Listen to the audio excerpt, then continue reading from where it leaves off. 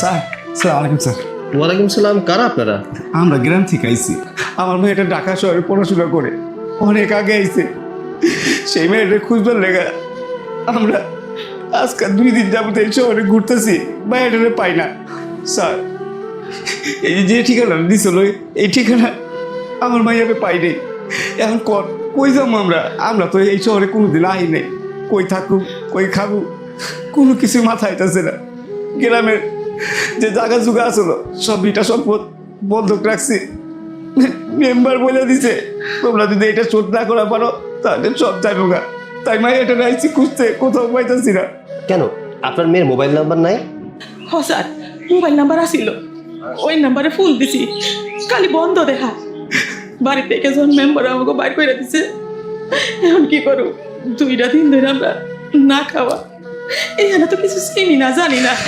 একটা কাম কাজ যদি হইতো, না হয় আমরা কাম করে হইলো খাইতাম আর মাইয়াটারে খুঁজতাম। চাচা চাচি, আপনাদের কোনো কাজ করতে হবে না। যতদিন আপনাদের মেয়েকে খুঁজে না পাবেন ততদিন আপনারা আমার কাছেই থাকবেন। এখন চলুন আমার বাসায় চলুন। ঠিক আছে স্যার, চলে চলে চলে আসুন স্যার আসুন। স্যার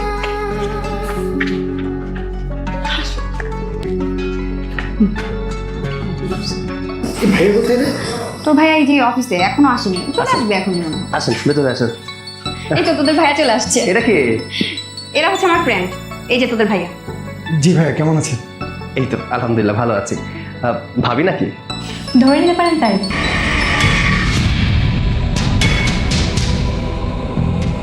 কি ব্যাপার সাগর, আর ইউ ম্যাড? তুমি এই কোথা থেকে রাস্তা থেকে এই লোকজনকে ধরে নিয়ে আসছো? ওদেরকে তো কিছু টাকা দিয়ে সাহায্য করতে পারতাম, এর জন্য নিজের বাড়িতে নিয়ে আসতে হবে? এসব কি বলছে আমার মেয়ে? মেয়ের জামার সামনে আমাকে অপমান করছে কেন? আমার মেয়েকে আমাকে চিনতে পারছে না? এটা কেমন কথা? বাড়ি মেহমান এসেছে, তাদেরকে ফকিনি বলো না। আসলে তাদের মেয়েকে তারা হারিয়ে ফেলেছে এই শহরে পড়াশোনার জন্য পাঠিয়েছিল, আর কখনো যোগাযোগ করেনি, এই জন্য খুঁজতে এসেছে। আর বেসিক্যালি ওনারা কারো সাহায্য নিতে চায় না। তুমি আমাকে বলেছিলে না যে বাড়িতে একা একা থাকতে বোর হয়ে যাও, তাই তো ওনাদেরকে নিয়ে এলাম।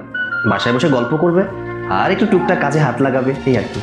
ভাইয়া, মারিয়া তো ঠিকই বলেছে। এই সমস্ত ফকিনের বাচ্চাদেরকে না আসলে বিশ্বাস করতে নেই। আপনি দয়া দেখে বাসায় নিয়ে এসেছেন, দেখবেন আপনারা যখন ঘুমিয়ে থাকবেন এসব কিছু চুরি করে নিয়ে পালিয়ে যাবে। এই তুমি চুপ থাকো তো, ওনারা তেমন কিছুই করবেন না। ওনাদের দেখলেই বোঝা যায় অনেক ভালো মানুষ। কি ব্যাপার, দাঁড়িয়ে আছেন কেন? এই বুড়াটারে নিয়ে ভিতরে যান, রান্নাঘরে যেয়ে আমার বন্ধুদের জন্য চা বানিয়ে নিয়ে আসুন। এই চুপ থাকো, কি শুরু করেছো? হ্যাঁ, বৃদ্ধ মানুষের সাথে কেউ এভাবে কথা বলে? আচ্ছা আপনারা বসুন, আমি ফ্রেশ হয়ে আসি। আপনারা আমার সাথে আসুন, আমি রান্নাঘর দেখিয়ে দিচ্ছি, আসুন।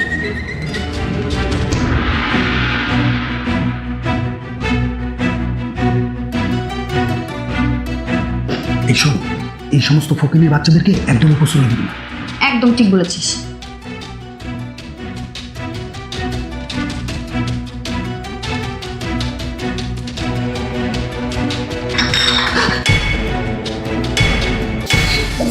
আমি দেখি নাই স্যার, আমি ফকিনের বাচ্চা, দেখে শুনে কাজ করতে পারিস না, দিলি তো হাতটা করে। আরে এসব কি? আপনি মায়ের বয়সী মানুষকে হাত তুললেন? হাত তুলেছি, ব্রেশ করেছি।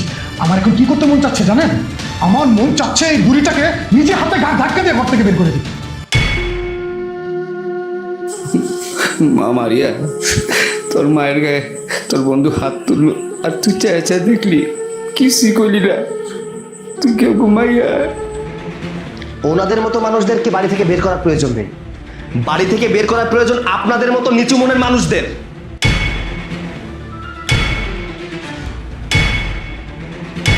সাগর, এটা তুমি কি করলে? হ্যাঁ, এই সামান্য কাজের লোকের জন্য তুমি আমার বন্ধু বান্ধবকে অপমান করছো। তোমার বন্ধুদেরকে এই মুহূর্তে বাড়ি থেকে বেরিয়ে যেতে বলো। আমি ভবিষ্যতে কোনো সময় যেন তোমার এই বন্ধুদেরকে আমার বাড়িতে না দেখি।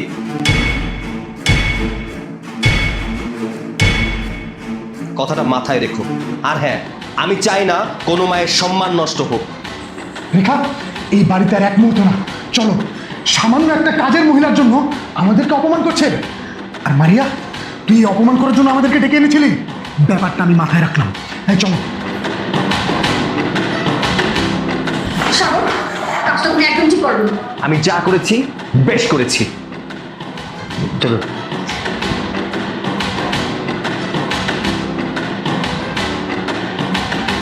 আমার চোখে মনে হয় একটু পোকা পড়ছে, আনতে পারতেছি না পোকাটা। এমনি এমনি করে কি চোখের পানি আসে তোমার? আমি দেখছি না মারিয়ার বন্ধু তোমার গায়ে হাত তুলছে, তোমার ভাইয়া সেটা কিছুই করে নেই, কোনো প্রতিবাদই করে নেই, সে তো আমাকে পরিচয় দেয় নেই। সেই কষ্টে তুমি কাঁদতেছ, তাই না? কষ্ট কি খালি তোমার একলাই? আমি বাপ, আমার কষ্ট লাগে নেই? এত আশা আকাঙ্ক্ষা যে মাইয়ার দিয়া, সেই মাইয়া এখন চিনি না, বাপ মাকে না। মারি এখন আর আমার ঘুমাইয়া না, ও তো বিরাট বড় লোক বাড়ির বউ। তাই তো বন্ধু বান্ধবের সামনে আমাকে পরিচয় দিতে ওর লজ্জা লাগে। আমরা ওর মা বাপ না, আমরা তো ফকিরনি। ফকিরনিরে কেমনে পরিচয় দেব কও? শুনো, মাইয়া আমগুলোকে করলে কি হয়েছে, কিন্তু মাইয়ার জামাইটা খুবই ভালো মানুষ, ওর মতো মানুষ হয় না। আমগো পরিচয় না দেয় কি হয়েছে, মাইয়া তো সুখে আছে। তুমি আর কাইদো না, কাইদো না। আমগুর কপালটি খারাপ, তোমার ঘরে এই কলঙ্কার সন্তান জন্মগ্রহণ করছিল, যার কারণে এইগুলি দেখতে হইলো। আমার গর্ভের থেকে এরকম একটা মাইয়া হয়েছে, এটা যদি আমি আগে জানতে পারতাম, ওরে হাতের ঘরে গলা টিপটা মাইরা ফেলাইতাম। চল ঘরে চল, আর কাইদো না, চল চল। চলো।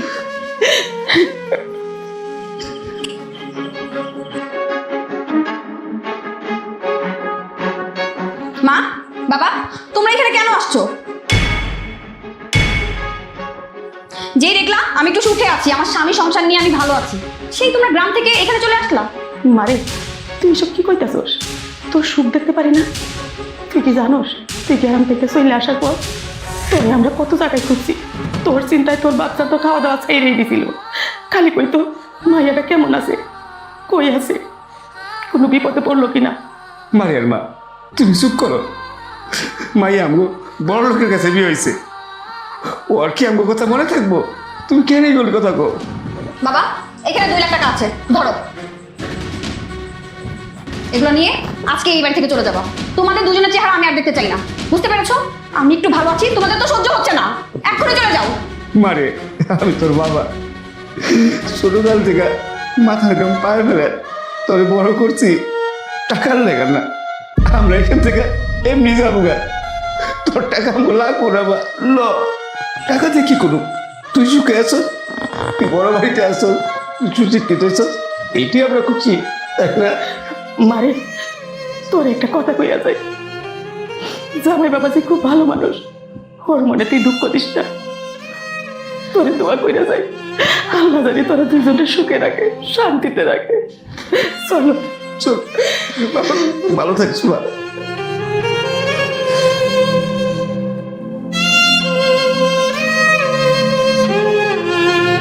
দেখো, 2-4 টাকা দিয়া যান কেউ।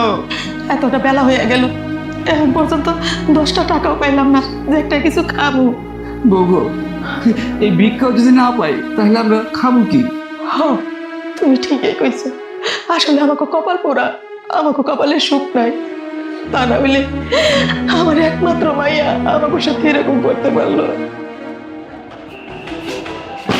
কেন? কি এটা? নিজেই খুলে দেখো। Divorce letter? হ্যাঁ, তুমি ঠিকই ধরেছো, তোমার হাতে এটা ডিভোর্স লেটার, আর তোমাকে আমি ডিভোর্স দিব। আমি কি এমন অপরাধ করেছি যে তুমি আমাকে এত বড় শাস্তি দিচ্ছ? তুমি নিজেই ভেবে দেখো তো, তুমি কি অপরাধ করেছো? আমি তো কোনো অপরাধ করিনি। বাহ, নিজে অপরাধ করলে বুঝি কখনো নিজের কাছে অপরাধটা বোধ হয় না, তাই না? তোমাকে আমি মনে করিয়ে দিচ্ছি, নিজের বাবা মাকে অপমান করাটা কি তোমার কাছে অপরাধ মনে হয় না? তোমার নিজের চোখের সামনে তোমার বন্ধু তোমার বাবা মাকে অপমান করলো, তোমার মায়ের গায়ে হাত তুললো, সেটা কি তোমার কাছে অপরাধ মনে হয় না? মেয়ে হয়ে নিজের জন্মদাতা পিতাকে মাতাকে বাড়ি থেকে বের করে দিয়েছো, এটা কি তোমার কাছে অপরাধ না? কি বলছো এসব? আমি কেন আমার বাবা মাকে অপমান করবো? আমার বাবা মা তো আমেরিকাতে। চুপ, একদম চুপ। তুমি কি করে জানলে যে ওনারাই আমার বাবা মা? আমি তোমার বাবা মায়ের সকল কথা শুনেছি, আমি শিওর হয়ে গিয়েছি, তাই তোমাকে আজকে ব্যাগ দিয়ে ডিভোর্স লেটার দিয়ে দিয়েছি। তুমি কি ভেবেছো আমার চোখ ফাঁকি দিতে পারবে? আরে তোমাকে আমি ভালোবেসে বিয়ে করেছিলাম, তোমার ধন সম্পত্তি দেখে না। আর তুমি কি করলে? তুমি আমাকে এভাবে ঠকালে। আমি আসলে ভয় পেয়েছিলাম, আমার বাবা মার পরিচয় দেয়নি কারণ আমার বাবা মা তো গরিব। তুমি যদি এটা শুনে আমাকে ভুল বোঝো। বাবা মা গরিব বা বড় লোক এটা জরুরি বিষয় নয়, জরুরি বিষয় এটাই বাবা মা বেঁচে আছে কিনা। তুমি তোমার বাবা মাকে এই বাড়ি থেকে বের করে দিয়েছো।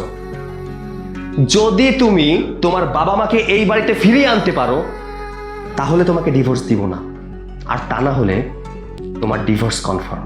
প্লিজ আমাকে শেষবারের মতো একটা সুযোগ দাও, আমি আর কোনোদিনও এরকম করবো না। চলো আমরা বাবা মাকে খুঁজে নিয়ে আসি।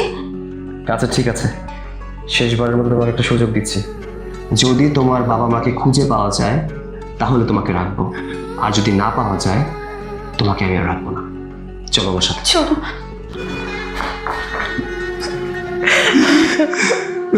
কও মেয়েটারে জন্ম দিয়া কি পাইলাম? এত আকাঙ্ক্ষা দেহা ছিল না, এটাই ভালো ছিল। এখন আরো মাইয়াটারে দেখে অন্তরের আগুন জ্বলে উঠছে। বাবলা বাবজান বাবাজি 2-4 টাকা দিয়েছেন, 2 দিন ধরে কিছু খাই না আমরা।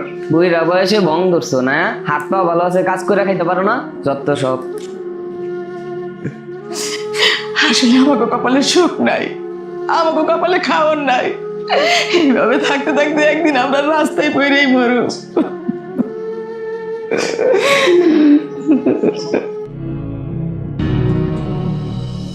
শুধু আমার নিজের দরকারেই তাদেরকে ব্যবহার করেছি, কিন্তু আমার বাবা মা তো ঠিকই আমার জন্য, সুখের জন্য তাদের পুরোটা জীবন আমার জন্য ব্যয় করেছে। আমাকে এত বড় করেছে, এত লেখাপড়া শিখিয়েছে, কিন্তু আমি নাকি আমার নিজের বাবা মাকে বাড়ি থেকে বের করে দিয়েছি। আমি একদমই কাজটা ঠিক করিনি। আমি আসলে তাদের ভালো একটা মেয়ে হতে পারিনি। আমি যদি এখন তাদেরকে খুঁজে না পাই তাহলে আমি আমার নিজেকে কখনোই ক্ষমা করতে পারবো না। ওই যে বাবা মা। আরে চলো তাড়াতাড়ি চলো। বাবা মা, তোমরা এখানে বসে ভিক্ষা করছো? আচ্ছা একটা কথা বলো তো, তোমার বাবা মায়ের কি দোষ ছিল? আমি বলে দিচ্ছি, তোমার বাবা মায়ের দোষ ছিল তোমাকে জন্ম দেওয়া। তোমার মতো কুলাঙ্গার সন্তানের জন্ম দেওয়ার আগে তোমাকে লবণ খাইয়ে মেরে ফেলা উচিত ছিল। ছি, আমার ঘৃণা হচ্ছে যারা এত সুন্দর বাবা মা রয়েছে তাদেরকে কিভাবে অস্বীকার করে। ছোটবেলায় বাবা মাকে হারিয়েছি, বাবা মার ভালোবাসা কি পাইনি। আরে তুমি যদি বলতে তোমার বাবা মা আছে, তাদেরকে আমি খাওয়াতে পারতাম, তাদের সেবা যত্ন করতে পারতাম, বাবা মায়ের ভালোবাসা পেতাম।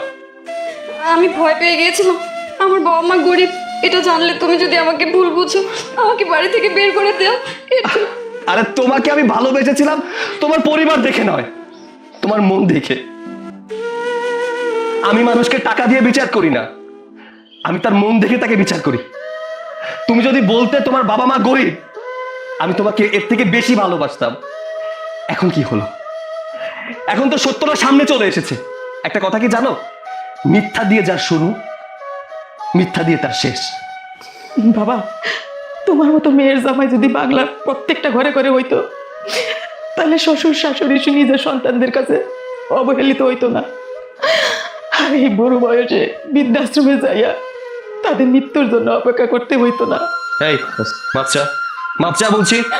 বাবা আমাকে তোমরা ক্ষমা করে দাও, আমি নিজের স্বার্থের জন্য তোমাদের উপর অনেক অবিচার করেছি, অনেক অন্যায় করেছি। ওঠ মা, ওরে ক্ষমা করে দিছি।